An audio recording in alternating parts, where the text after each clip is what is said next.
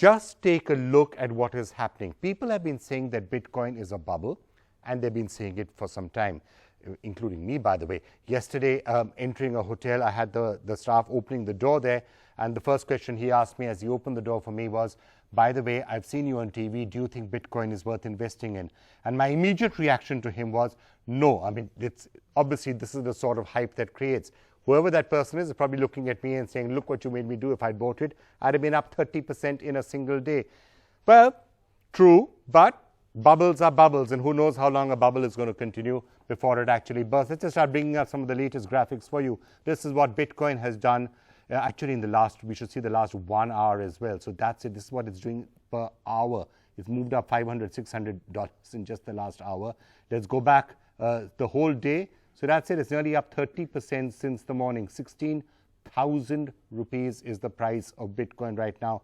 Up more than $3,000 since this morning. 30% rise in a day. And of course, as you start extending it back, it's this is if you go back a month, and if you actually go back something like a year or 2 years, it's obvious that this has been a massive, massive rise that we have seen.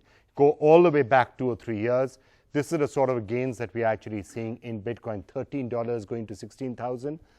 Essentially, that means that if you'd invested 1 lakh in Bitcoin 4 years back, it would have become, quick maths, 10 crores or something like that right now. But historically, the performance doesn't necessarily mean it's going to keep doing it. And sometimes the biggest gains in bubbles are just before they burst. So let me get one of the people whose views I trust more than most others, Dhirendra Kumar of Value Research, now joining us. Dhirendra, tell us, everyone who's watching this is saying, my God, I should have been buying Bitcoin. All of this boring advice you've been telling us, mutual funds and SIPs, and look at fundamentals. Why are we doing any of this? Look at Bitcoin, 30% in a single day, 10% in a single hour. That's the sort of stuff that we are seeing with Bitcoin. Is it a bubble, Dhirendra, and is it going to burst? Absolutely, it is a bubble. And today it has gone up in value to the extent it was the whole of Bitcoin was worth in January. So it surely is a bubble. It is a completely unregulated. It has no reason. It has no intrinsic value, and it is just a large electronic ledger. It is a very efficient. It is a very speedy money order. Nothing else. It is a way of transmitting money. It is useful. The technology is useful, but somebody is going to get killed. Don't fall for it. And something which has only demand and no supply, so even a limited demand can actually cause huge spikes, as we witness right now. No sellers, only buyers, limited buying causes that. Yeah, and we are certainly seeing Bitcoin apart. There are a number of new ICOs coming, lots of new people coming up and saying, we are starting new cryptocurrencies. Those are being demanded. All of that smells bubble. Well, it's 15,900 right now, just down the 16,000 mark. So you can see the volatility that we are seeing fluctuating around that 16,000 mark. But Dhirendra, here's the point. A bubble, almost by definition, can last for a while. It can make people immensely rich. Remember that dot-com bubble that we saw in 2000? Many of those stocks eventually burst, but before that, people became millionaires. So there'll be people who will say, well, who knows? I can buy Bitcoin at 1,000. It's now 16,000. It could become 50,000 before it finally bursts, and I'll be able to ride that particular part of it. I can become rich. How do you answer that? Because who knows how long the bubble could continue? Yes, if you don't really want to get into the reason for why something is going up, then fall for it, and maybe you can be a beneficiary of that. But if you can, this is something which can completely derail somebody's.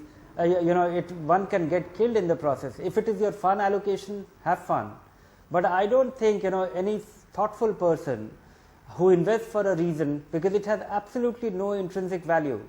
And there is no reason. It is just an electronic ledger. It is a way of transmitting, and it has gone up in value. And I think we are getting close to a situation that there is need for a trigger, which can cause a meltdown. And I think we have some situation which is emerging. That is what I wrote in my last week's column as well. So that once we have the derivatives mounted, some. Okay, Dhirendra, let me just ask you. what could cause, if it is a bubble, and you're saying it's a bubble, and many experts are saying it's a bubble, and people are saying there should be warnings all over this, and you should have Dante's Inferno type warnings that are coming up around Bitcoin, but it's going on rising despite what everyone is saying. If it is a bubble and it's going to burst, what could prick it? Will it be regulation? Governments coming in and saying you can't do it? Will it just be the markets waking up one fine morning and saying what on earth is going on?